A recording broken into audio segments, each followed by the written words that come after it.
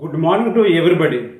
ఒక వ్యక్తి mobile phone కొనడానికి ఏసీ ఉన్న మొబైల్ షాప్కి వెళ్ళాడు. కొంతసేపటి తర్వాత ఆ వ్యక్తి ఆ షాప్ నుండి బయటకు వచ్చాడు. ఇంటికి వెళ్ళిన తర్వాత ఆ వ్యక్తికి రొంప, తుమ్ములు, దగ్గు, జ్వరం వచ్చింది.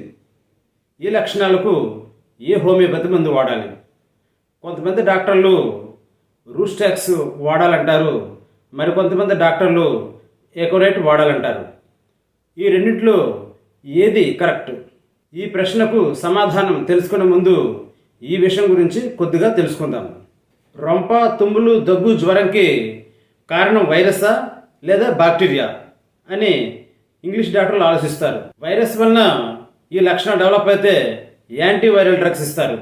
బ్యాక్టీరియా వలన ఈ లక్షణం డెవలప్ అయితే యాంటీ బ్యాక్టీరియల్ డ్రగ్స్ ఇస్తారు.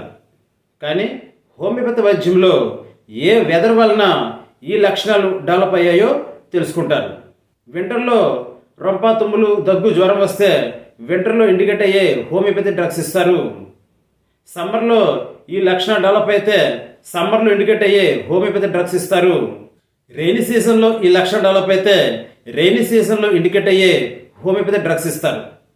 వెట్ కోల్డ్ వెదర్ వలన రొంప, తుమ్ములు, దగ్గు, జ్వరం వస్తే రూస్టాక్స్ వాడతారు. డ్రై కోల్డ్ వెదర్ వలన రొంప, తుమ్ములు, దగ్గు, జ్వరం వస్తే ఎకోనైట్ వాడతారు. వర్షాకాలంలో మరియు శీతాకాలంలో మంచు కురిసేటప్పుడు ఏసీ రూమ్లోనూ వెట్ కోల్డ్ వెదర్ ఉంటుంది. సమ్మర్లో ఆకాశం మేఘావృతమైనప్పుడు డ్రై కోల్డ్ వెదర్ ఉంటుంది. ఎకోనైట్ మరియు రూస్టాక్స్ ఇండికేట్ అయ్యే పేషెంట్లలో చనిపోతానేమోనని భయపడుతుంటారు. ఎకోనైట్ ఇండికేట్ అయ్యే పేషెంట్లలో ఈ భయంతో పాటు పలానా రోజు పలానా టైంకి చనిపోతానని చెప్తారు.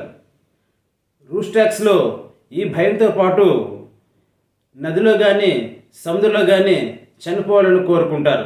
ఎకోనైట్లో రొంప, తుమ్ములు, దగ్గు, జ్వరం సడన్గా డెవలప్ అవుతాయి. రూస్టాక్స్లో ఈ లక్షణాలు స్లోగా గ్రాడ్యువల్గా డెవలప్ అవుతాయి. ఎకోనైట్ ఇండికేట్ అయ్యే పేషెంట్లు చల్లదనం కోరుకుంటారు.